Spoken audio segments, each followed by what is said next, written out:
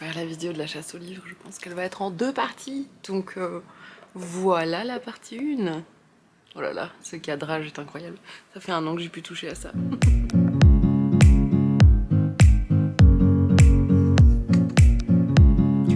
Coucou.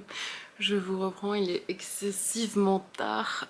J'ai un peu surestimé mes capacités d'endormir un enfant, de m'occuper d'un enfant, etc. Heureusement, le papa est en rouge aujourd'hui. Mais je galère, hein. J'ai envie de tout faire, tout est parfait, etc. Enfin que tout soit parfait. Évidemment, ça ne fonctionne jamais. Et du coup, aujourd'hui, il vient seulement de s'endormir. Et là, il est 22h30, 40, un truc comme ça. Donc je commence seulement ma vidéo. Donc dès que je l'ai postée, enfin dès que j'ai terminé, je la poste. Et je ne coupe rien, je ne montre rien. Je suis vraiment désolée, vous allez voir ça en format brut et c'est ignoble. Mais voilà. Je vais commencer en fait par cette partie 1. Et cette partie 1, en fait, ce sera les romans graphiques. Il y en a énormément cette année et je suis très contente. C'est vrai que les autres années, j'avais pas inclus des romans graphiques. Pourtant, je trouve que c'est très intéressant. Et surtout, moi, en tant que jeune maman, j'ai très peu de temps en fait libre. Je suis jeune maman, mais en même temps, je suis à temps plein. Bon, là, du coup, j'ai pas travaillé depuis que j'ai accouché. Mais j'ai aussi, du coup, mes études qui me prennent énormément de temps. Et donc, du coup, c'est très compliqué. Et ici, je devais travailler pour mon stage et je n'ai pas fait. Donc je vais démarrer tout de suite avec les vidéos de la chasse à livres. Alors, j'ai reçu quelques romans, enfin quelques albums, pardon, pour les enfants. Il s'agit ici de Mon chien Scott, qui est publié du coup chez l'École des loisirs. C'est la maison d'édition du côté belge qui m'a envoyé ces albums jeunesse. Je suis très contente parce que finalement, apparemment, depuis hier, il y a des enfants qui se sont rajoutés dans la chasse, donc ça tombe bien. Ici, il y a également Le Chantier. Donc ici, par contre, c'est un roman, un album, pardon. Pourquoi j'ai dit roman? Je pense que je suis habituée. C'est un album en fait sans aucun mot, donc c'est à vous d'expliquer à l'enfant ce que c'est ceci. Je pense que ça va aller, je pense que vous allez vous en sortir. Ceci, ça va encore. Et voilà, donc c'est pas mal. C'est pour les plus jeunes évidemment. Et alors ici c'est beaucoup de soucis d'élever un doudou. Alors sur cet album là on est plutôt sur des enfants qui sont un peu plus âgés parce que ce serait bien que ce soit des enfants qui vont en fait déjà à l'école maternelle et qui doivent du coup commencer à se séparer de leur doudou. Et donc en fait ici c'est l'histoire d'une petite fille qui aimerait bien se séparer de son doudou, mais c'est lui qui vraiment reste accroché à elle et il veut toujours être avec elle. Elle n'arrive pas à s'en débarrasser et le pauvre, elle n'a pas envie non plus qu'il soit mal. Et donc voilà, c'est toute l'histoire de cette petite fille qui va donc devoir apprendre à son doudou à vivre sans elle parce qu'elle grandit. Alors j'ai reçu pour vous, par la maison d'édition depuis 4 BD, dont des très jolies. Enfin en fait elles sont toutes très jolies. Il y en a que j'ai demandé moi et il y en a que c'est des choix de la maison d'édition, donc je suis très contente parce que il y en a une qui a l'air trop bien. Du coup je suis un peu jalouse de vous. Alors je vais vous la montrer tout de suite, comme ça vous voyez. En fait il s'agit de Ténébreuse qui, je savais pas, est par le scénariste de Peau d'Homme que j'ai adoré, vraiment c'était un coup de cœur. Et par le dessinateur de Grand Mort. Ça par contre je connais pas, mais en fait j'ai lu un peu le résumé et c'est l'histoire d'un côté d'une princesse qui est en fait très ténébreuse évidemment et qui en fait pense qu'elle doit expier les crimes de ses parents, et d'un autre côté un chevalier qui a commis beaucoup de fautes et qui pense justement que sauver une belle princesse etc ce serait une bonne chose pour un peu laver tout ce qu'il a fait de mal. Mais finalement bon voilà, ils vont finir par se croiser parce que il y a trois femmes assez étranges qui vont dire à ce chevalier qu'il pourrait se faire pardonner ou quelque chose comme ça s'il délivre la fille d'un roi voisin qui est coincé dans les ruines. Donc il va se mettre en quête bien sûr de cette jeune fille et en fait finalement on va certainement avoir une très belle métaphore. J'ai vu les images sont très belles. Voilà, donc c'est vraiment un roman graphique qui a l'air très beau. Ça c'est le tome 1, il y a un tome 2. Mais en tout cas voilà, vous voyez bien que celui-là il me fait très envie. Il y a également à gagner Les Vies de Charlie. Alors Les Vies de Charlie, je l'ai dans ma palle et il est très gros, donc ça c'est trop chouette. Mais alors surtout, regardez-moi, c'est beau dessin. Je trouve ça magnifique. Donc voilà, C'est écrit, oui c'est ça, c'est scénarisé par Kit Toussaint. Kit Toussaint qui est vraiment un scénariste que j'adore, vraiment c'est un homme qui a beaucoup de talent pour faire des scénarios et en général, je réfléchis mais je pense que j'ai jamais été déçue par quelque chose qu'il avait écrit. Donc voilà, il me fait bien envie, je vais vous faire le résumé dès que je l'aurai lu. Alors apparemment c'est l'histoire de Charlie qui vit dans un univers où c'est terminé de juste enterrer les corps, maintenant on les recycle. Alors ça a l'air très horrible comme concept, mais en tout cas voilà, ce garçon en fait il est vraiment très doué dans son métier, sauf qu'un jour il y a un jeune homme qui lui téléphone et qui lui demande qui est devenu l'âme de sa grand-mère, si je ne me trompe pas. Désolée, j'ai bafouillé. Mais en gros, il se dit, bah, c'est vrai en fait, qu'est-ce qu'elles deviennent en fait les âmes après la mort? Et donc ça a l'air d'être une très belle histoire, très touchante. Et donc moi j'ai hâte de le lire, mais surtout, vous allez pouvoir le gagner à la chasse au livre. Alors ici, on est sur une BD que j'ai demandé expressément pour vous parce que je trouve qu'elle est vraiment magnifique. Il s'agit des Sœurs Grimillet. Alors si je me trompe pas, je l'ai lu en 2020 et j'avais beaucoup aimé. En fait, chaque tome raconte une histoire complètement différente mais avec les deux sœurs. Et ici, on est un peu sur le vécu de leur maman, comment est-ce qu'elle en est arrivée là, etc. Et vraiment, regardez-moi ces dessins. En fait, c'est un peu pour expliquer comment ça se fait qu'elles sont là, comment leurs parents, pardon, se sont rencontrés. Et enfin bref, c'est une très belle histoire. Et les trois sœurs sont très touchantes. J'ai beaucoup apprécié. Et du coup, je me dis un tome 1, c'est très bien. Et comme ça vous permet de rentrer dans la saga. Même si finalement, je trouve que tous les tomes peuvent se lire indépendamment. Alors ici, on est sur un one-shot, mais on est sur Coven. C'est un webtoon qui a été adapté en roman graphique.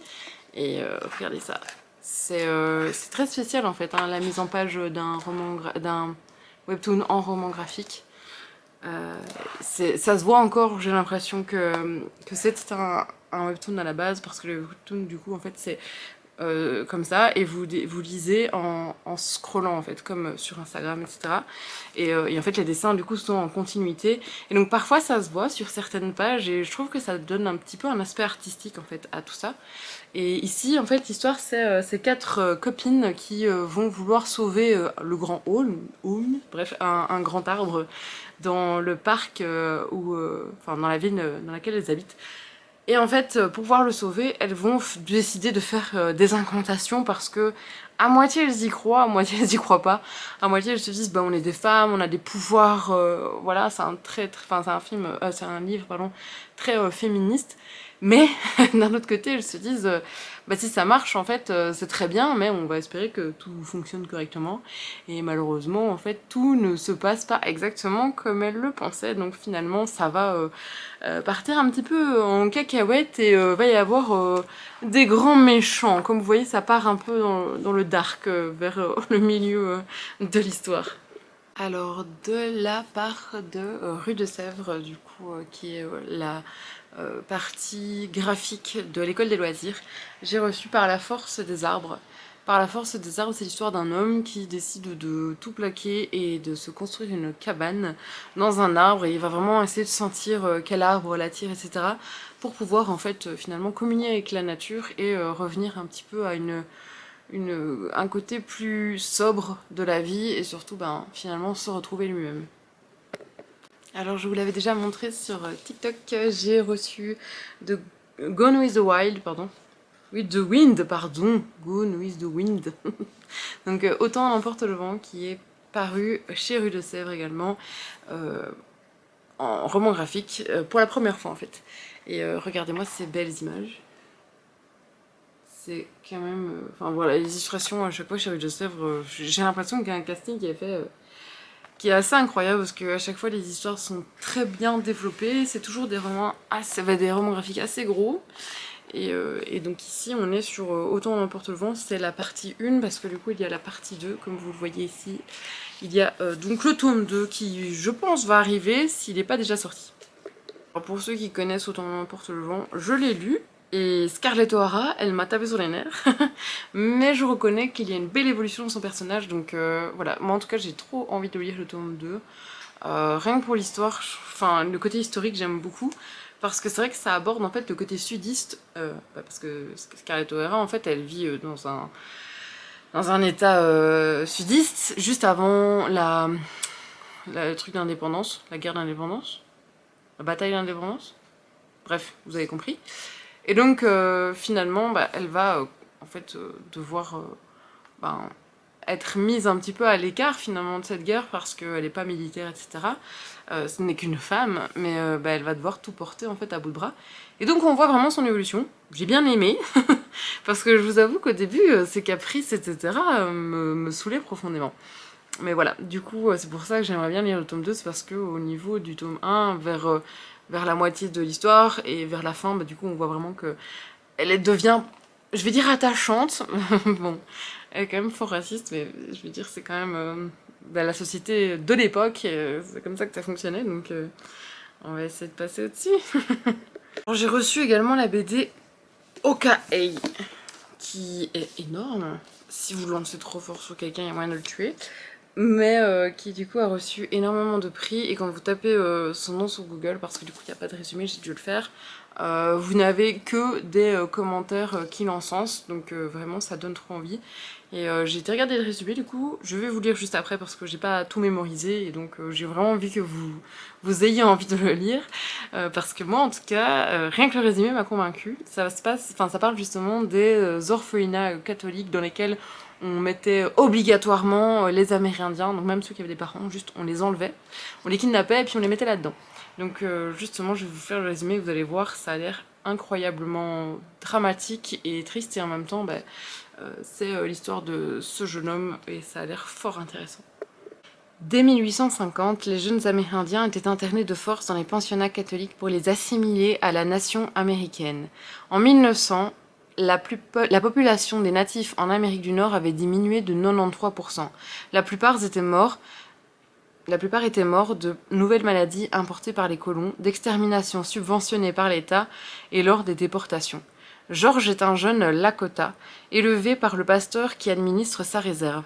Acculturé, le jeune homme oublie peu à peu ses racines et rêve d'un futur inspiré du modèle américain en pleine expansion. Il va croiser la route de Little Knife, amérindien froid et violent à la recherche du meurtrier de sa mère. Accompagné de ses deux comparses, celui-ci arrache George à sa vie et l'embarque dans son périple. Au fur et à mesure de leur voyage, l'homme et le garçon vont s'ouvrir l'un à l'autre et trouver ce qui leur est essentiel, l'apaisement de la colère par la transmission de sa culture pour l'un et la découverte de son identité et de ses origines pour l'autre. Pardon, mais si le résumé vous a pas convaincu, je comprends pas. Parce que moi, vraiment, c'est parce que je vous aime bien, mais j'ai trop envie de la lire avant et j'ai trop envie de la garder. Mais en fait, il y avait plein de romans et de BD, de romans graphiques que j'ai reçus avant pour la chasse au livre, du coup, que j'avais pas reçus pour moi, et je les ai pas reçus assez à temps que pour pouvoir les lire tous. Mais vraiment, du coup, je suis super déçue parce qu'il y en a plein que j'ai trop envie de lire avant de les faire gagner, etc. Mais juste, ils m'intéressent trop. Et du coup, voilà, celui-ci en fait partie. Mais alors, je me souviens un peu si je vous ai montré les illustrations, mais elles sont magnifiques. J'ai reçu également de la part de Rue de Sèvres, celui-là je l'ai reçu en deux versions, donc je pourrais lire je pourrais lire moi et vous lirez chez vous. Il s'agit de Imawari House, pardon. Je ne saurais pas trop le prononcer. En fait, c'est l'histoire de trois jeunes femmes qui vont se retrouver par hasard en colocation ensemble au Japon. Il y en a une qui vient de Singapour, une qui vient de Corée. Parce que je suis en train de dire de la merde. Non, c'est bien ça. Donc il y a une singapourienne et une coréenne. Et du coup, une autre qui est d'origine japonaise qui revient un petit peu pour retrouver ses racines. Et en fait, elles vont finir par se retrouver ensemble, essayer de passer outre la barrière de la langue, parce qu'évidemment, il faut apprendre le japonais, etc. Pour en fait essayer de se construire et trouver leur indépendance. Donc ça a l'air très très bien. Ça a l'air très beau aussi. C'est un roman graphique en noir et blanc. Je vous présente ça vraiment comme une influenceuse en carton. Et en fait, j'ai vu que ça avait été le coup de cœur de pas mal de gens, dont Laura Selling. Donc voilà, j'aimerais trop le lire, et surtout ça se passe au Japon, donc ça a l'air très très intéressant, surtout que pour le moment on aime bien justement voyager. Et donc comme en plus justement le Japon c'était un pays qu'on devait visiter il y a 2 ans, et puis non il y a 3 ans. Voilà.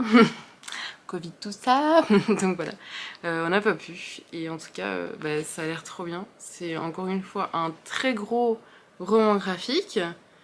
Mais écoutez, moi j'ai trop hâte de le lire, donc j'espère que vous aussi.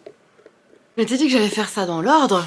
Et donc voilà encore une BD de Rue de Sèvres.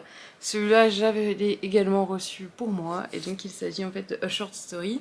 Et c'est la véritable histoire du Dahlia Noir. Donc le Dahlia Noir, les crimes, tout ça. Alors l'histoire du Dahlia Noir, c'est plus qu'un corps qui a été retrouvé extrêmement mutilé dans un terrain vague. C'est quand même l'histoire d'une femme qui s'appelle Elizabeth Short, pardon. Et donc en fait, ce roman graphique en fait, qui est très spécial, je vais vous montrer, retrace sa vie avant de se retrouver inscrite dans la légende. Donc c'est une dame qui a posé ses valises, une jeune femme qui a posé ses valises à Los Angeles en 1946 et qui finalement a été retrouvée en 1947 dans un très mauvais état. Donc voilà, en fait, les deux auteurs, auteurs et autrices, se sont dit qu'ils allaient en fait parler de la vie de cette jeune femme avant qu'elle soit illustre de la plus mauvaise des manières.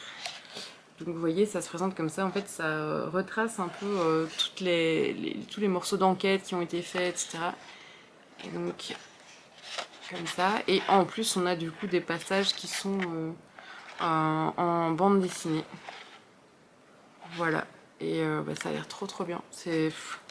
Ça a l'air incroyablement bien à lire et surtout ça a l'air très recherché, très informatif et donc j'avais trop hâte de le lire. Et comme je trouve que c'est hyper important en fait de vous parler de ce genre de sujet parce que finalement on parle du Dahlia Noir, on voit très bien à l'oreille ce que c'est, enfin voilà, vous connaissez, vous savez que c'est un crime, etc., qu'il y a une femme qui a été tuée, mais on sait rien du tout en fait de cette jeune femme et donc c'est hyper important en fait je pense de la mettre en avant. Je viens vous parler aussi du roman graphique de Sad Ghost Club. Alors c'est un roman graphique qui a fait beaucoup parler de lui sur les réseaux américains. Donc c'est un des best-sellers je pense de l'année dernière en Amérique. Et en fait de Sad Ghost Club c'est un petit fantôme en fait, on sait pas trop si c'est une fille ou un garçon, en tout cas ça n'importe pas grand chose à l'histoire. En tout cas c'est un petit fantôme qui est bien embêté parce que il est bourré d'angoisse, enfin il ou elle est bourré d'angoisse. Et en fait le petit fantôme décide de passer outre tous ces scénarios catastrophes en fait et de se rendre à une fête. En fait, ce petit fantôme se rend compte que c'est pas si facile que ça parce que il a peur d'être rejeté, il a peur d'être pas accepté en fait dans cette fête et finalement ce petit fantôme va se rendre compte qu'il n'est pas tout seul à être dans ce cas-là. Alors de la part de Jungle Edition, j'ai reçu des ambassadeurs en plusieurs voilà. Plusieurs livres, comme ça vous pourrez être plusieurs à le gagner, donc ça c'est très bien. En fait c'est l'histoire de 5 adolescents qui au passage d'une tempête en fait se rendent compte qu'ils sont plus du tout les mêmes, donc physiquement et aussi, ils ont eu des pouvoirs, ils ont changé physiquement. Et donc en fait ils vont se rendre compte qu'ils ont une mission, c'est de défendre la nature. Et ils vont devenir donc des ambassadeurs de la nature et voilà, il va falloir essayer de faire évoluer les mentalités. Je vais vous montrer l'intérieur, comme ça vous voyez. C'est un roman illustré, c'est pas un roman illustré, un roman graphique. Comme ça vous voyez, ça a l'air pas mal, vraiment, ça a l'air très jeunesse et en même temps très dans l'air du temps, puisque justement ça parle du climat, du changement climatique, et donc voilà, il a l'air trop bien. Alors de la part de Jungle, j'ai également reçu 3 exemplaires de Dragon Ball. Alors attention, c'est pas pour les enfants. Parce que je vous vois venir, hein, pour ceux qui avaient acheté la version parodique de Harry Potter dans la même collection. Vous vous êtes dit, oh je vais acheter ça à mon enfant de 10 ans, très mauvaise idée. Hein. Déjà je vais vous dire, un des personnages s'appelle Gros Cul. Voilà, comme ça vous savez hein, donc ça c'est pas pour les enfants. Mais voilà, pour ceux qui ont bien aimé les années 90 et Dragon Ball Z, ben voilà, c'est parfait pour vous. Justement, moi j'en ai un exemplaire et c'était très rigolo parce qu'en gros je l'avais vu, j'ai montré à mon copain en disant oh regarde ce qu'ils ont publié chez Jungle. Il a fait oh ouais demande-le comme ça je le lis. Voilà, donc moi j'avais trop hâte de le lire aussi pour un peu rigoler parce que du coup les versions Harry Potter j'avais beaucoup aimé et donc je suis contente qu'ils aient sorti ça dans d'autres dessins animés, enfin dans d'autres trucs cultissimes de notre génération. De la part de Demain Édition, j'ai reçu Les Sauveurs. J'avais adoré ce roman graphique, j'en ai aimé pleurer les gars, vraiment. En gros c'est l'histoire de 7 personnes, ouais c'est ça, 7 personnes qui ont défendu la cause animale, il y en a qui sont décédés, il y en a qui sont encore en vie, et il y en a qui sont en fait décédés dans le cadre de leur mission. Et rien que d'en parler, là j'avais été super touchée parce que du coup on parle par exemple d'une femme qui a tout fait pour défendre les gorilles, et en fait, voilà, on voit un petit peu sa vie, enfin c'est plutôt pas vraiment sa vie, mais en tout cas comment elle ou il pardon, a fait avancer la cause. Et justement, voilà, la première était déjà pas mal, mais je me souviens vraiment de cette histoire avec les gorilles qui m'avait vraiment mais profondément touchée. Et voilà, bref, c'était un de mes coups de cœur de cette année, mais je ne saurais plus vous dire quel mois, mais en tout cas j'avais beaucoup aimé. Et j'ai aussi reçu de la part de Demain Édition la version Née Rebelle, et donc là c'est sur des femmes, donc c'est 6 femmes qui ont voulu changer le monde, et donc on a Greta Thunberg, Malala Yousafzai, Melati et Isabelle Wayson, Yusra Mardini et Emma Gonzalez. Donc ce sont à chaque fois des figures très importantes politiquement, socialement, etc. Et donc en fait c'est une BD qui, de la même manière que l'autre, présente leur travail, voilà, tout ce qu'elles ont fait dans le monde. Et donc je sais pas si vous connaissez par exemple les BD Les Culottés, et de... qui a écrit ça encore? Ah, je le dis tout le temps en plus, bref, Les Culottés. Bref, et c'est un peu le même style, donc en fait on vous présente l'histoire de la personne en BD. Et j'ai tellement aimé la version sur les sauveurs avec les animaux, j'ai trop hâte de lire Les Rebelles, Née Rebelle pardon, elle est là-bas. Et donc voilà, enfin vraiment, je suis trop contente que ce soit possible pour vous de le gagner à chasse au lit, parce que moi je les ai pas beaucoup vu passer, mais pourtant c'est des chouettes romans engagés, enfin romans graphiques engagés. De la part de Jungle, j'ai aussi reçu Naïs, la prophétie des 2 lunes. En fait c'est l'histoire d'une jeune fille qui va pouvoir passer son initiation pour devenir la Pita, je sais pas exactement ce que c'est, mais en tout cas c'est une élue du peuple. Et en fait, rien ne va se passer comme prévu, elle va s'évanouir, et quand elle va se réveiller, tout son peuple en fait est pétrifié. Et donc elle va essayer de s'aventurer dans une quête pour pouvoir sauver son peuple, et justement ça va être un petit peu au niveau du développement personnel très important pour elle. Voilà, je vous montre comme ça les illustrations. Pour ceux qui aiment bien tout ce qui est fantasy, ça va vous plaire je pense. Et encore une fois, on l'a pas vu passer, mais justement elle a été publiée en 2022 si je me trompe pas. Donc c'est hyper récent. De la part de Jungle, pour vous, j'ai également reçu Ce garçon. C'est l'histoire d'un jeune garçon qui part précipitamment avec sa mère hors de Paris, donc en mai 68. Ils partent pour le Beaujolais.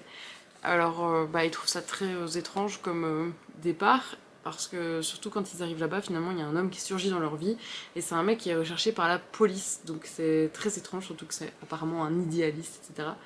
Et il a l'impression que sa mère lui cache quelque chose, et justement en fait ça parle de secrets de famille, de justement la mère qui est un peu perchée, qui pense que Paris va partir en guerre civile, et donc voilà, et en plus elle a une jambe de bois. Ça a l'air très très étrange comme récit, je vais vous montrer l'intérieur. Mais en tout cas ça a l'air très intéressant. De la part de Urban Comics, j'ai reçu plusieurs romans graphiques, dont certains que j'avais adorés. Donc il y a Little Monster qui est une histoire avec des jeunes enfants qui sont très étranges, qui vivent genre que la nuit, qui doivent se cacher le jour. Et en fait, ils vivent un peu en autarcie dans une ville un peu fantôme comme ça. Et on comprend pas trop bien s'ils ont peur de ce qu'il y a dehors ou si les autres ont peur d'eux. Et c'est très très étrange, donc vous voyez un peu. Pour le moment, il y a une offre à 10 € dessus, donc c'était... Ah ben non, c'était jusqu'au 7 juillet, je suis désolée de vous avoir donné les faux espoirs. Mais en tout cas, j'avais beaucoup aimé, et si je me trompe pas, c'était un tome 1, parce qu'en tout cas, bah, ça donnait envie de lire une suite. Voilà, et donc vous avez certains passages qui sont en couleur, et le reste est en noir et blanc. Beaucoup aimé cette petite BD. Alors, pour expliquer un petit peu ce que c'était la chasse aux livres aux maisons d'édition, j'avais expliqué à la maison d'édition Urban Comics que bah, j'avais beaucoup de participantes et qu'on était quand même sur bah, une catégorie de lectrices qui aimaient bien tout ce qui était empowerment, féminisme, etc. Et du coup, j'ai reçu ceci. Alors ne vous fiez pas à cette couverture qui a l'air très très violente et masculine, parce qu'en fait c'est très féminin, même si c'est très violent. Donc en fait c'est l'histoire d'une jeune femme qui va tout faire pour se battre et gagner. En fait elle est boxeuse, un truc comme ça. Je ne saurais pas vous dire si c'est exactement, si elle est vraiment boxeuse. Mais en tout cas voilà, elle va essayer de se dépasser et bah, en fait finalement de prendre le pouvoir. Donc sur le ring évidemment, hein, pas ailleurs. Bah, finalement en fait peut-être ailleurs. Également reçu pour vous The Nice House on the Lake. C'est un comics très très étrange que je vais commencer à faut passer, qui est illustré d'une manière très très étrange. Vraiment vraiment très très étrange. Voilà, mais c'était très intriguant comme histoire. Je pense que je l'ai pas terminé encore parce que du coup bah, c'est très dense hein, comme truc, il y a beaucoup d'informations. En fait c'est plusieurs personnages qui se retrouvent un petit peu comme dans Agatha Christie, vous voyez, ils étaient 10. Ils se retrouvent sur une île dans une magnifique maison trop canon. Et en fait ils se découvrent que bah, tous se connaissent plus ou moins de près ou de loin, mais ils connaissent tous évidemment le propriétaire de la maison qui les a invités, mais qui n'est pas là. Et en fait chacun a genre un rôle sur là-dessus, enfin sur cette île, ce qui est très très étrange. Et surtout, bah, en fait, quand ils arrivent à avoir du réseau, à un moment ils arrivent à avoir du réseau, ils se rendent compte qu'en fait, tout autour d'eux, donc là où ils habitaient avant, etc., c'est l'apocalypse. Donc le reste du monde vit une apocalypse, mais pas eux. Et finalement, le maître de maison arrive, et là, toutes les questions se posent. Alors pour terminer, j'ai reçu 2 fois en fait pendant l'année des milliers de plumes noires, donc je l'avais demandé, j'ai reçu une fois et en fait j'ai reçu une autre fois, 1 ou 2 semaines plus tard, et je me suis dit que c'était trop bien pour la chasse aux livres. Finalement j'ai eu un peu peur parce qu'en fait il y a un deuxième tome, un tome compagnon à celui-ci et je l'avais pas aimé. Mais celui-ci par contre je l'ai trop aimé. En fait c'est l'histoire d'une jeune fille qui revient dans sa ville natale après que sa meilleure amie ait disparu. Donc sa meilleure amie a disparu il y a des années et bah, du coup ça la refroidissait un petit peu dans l'idée de revenir voir un petit peu bah, les gens qui vivaient là. Elle le fait quand même, et surtout, ben, comme elle a plus nulle part où aller, elle va vivre chez la maman de son amie, en étant bien sûr désolée de déranger. Et en fait, on comprend que elle a quand même une petite voix intérieure qui lui dit que... Enfin, qui est très étrange en fait. D'un côté, elle est très bienveillante, d'un autre côté, elle lui dit à quel point cette personne est mauvaise. Enfin, c'est très étrange.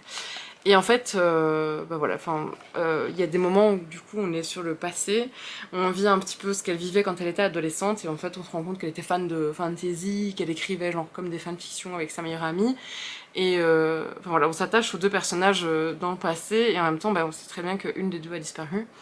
Et voilà, à la fin j'étais genre en PLS, à la fin j'étais hyper choquée, et en même temps ben, c'est le genre de roman qui se lit enfin, je pense que tout le monde n'aura pas la même interprétation que moi, mais moi, la fin, elle m'a choquée parce que j'ai imaginé comprendre quelque chose. Je sais pas si vous comprendrez la même chose, mais en tout cas, voilà. C'est un roman graphique très très dark, très très noir, enfin vraiment... bah, moi j'ai beaucoup aimé. Je vous avoue qu'à un moment, Florent a ouvert la porte, Chaton a ouvert la porte, j'ai sursauté un truc de dingue parce que j'étais à fond dedans. Mais voilà, c'est des romans graphiques un peu horreur, donc évidemment c'est pas pour les enfants, mais j'avais beaucoup aimé. De la part de Casterman, j'ai reçu Le Printemps suivant qui est dessiné pardon, et scénarisé par Margot Motin, cette femme de talent, on va pas se mentir, c'est une autrice de talent. Donc bah, vous connaissez très certainement les dessins de Margot Motin, mais en tout cas moi j'adore. J'ai également reçu Carletti, c'est l'histoire d'un explorateur dans le temps. pas du tout l'explorateur dans le temps que je raconte, un explorateur qui a vraiment existé. Du coup c'est un roman historique. J'ai fait un de ces amalgames dans ma tête, c'était pas du tout ça ce que je voulais dire. Bref, ça se passe au XVIe siècle et en fait c'est un grand marchand, voilà, c'est un jeune marchand italien, il est fasciné par les nouveaux horizons économiques. Et donc bah voilà, on va suivre son aventure. Ça a l'air vraiment pas mal. Voilà à quoi ça ressemble, attendez, voilà à quoi ça ressemble. Bah, je trouve que c'est, enfin, encore une fois, des très belles illustrations, donc j'espère qu'il va vous plaire. Et j'ai reçu, ça je suis trop contente, Alice Guy. Donc pour le moment il y a une offre à 10 € sur ce roman graphique. C'est un roman graphique en noir et blanc et en fait ça retrace l'histoire, la vraie histoire en fait de Alice Guy qui est la première réalisatrice du cinéma français. Enfin du cinéma en fait tout court. Et bah, on l'a très souvent oublié étant donné qu'on a beaucoup mis l'accent sur les frères Lumière, mais en fait c'était elle qui la première en fait a été cinématographe. Voilà, enfin c'est... Donc les frères Lumière ont inventé le cinématographe et juste après bah, en fait elle a commencé à réaliser des films et donc bah, elle avait quand même que 23 ans et elle a fait plus de 300 films donc je trouve que c'est intéressant de montrer sa vie mais le focus ne se fait pas, oh voilà, bref ça a l'air trop bien. J'ai terminé de vous présenter les romans graphiques, donc je vais poster cette vidéo. Ce sera la première partie, j'espère pour ceux qui sont intéressés que vous allez la voir du coup pour demain matin. Et donc je vais la poster et après je vais monter le reste pour pouvoir vous présenter les romans.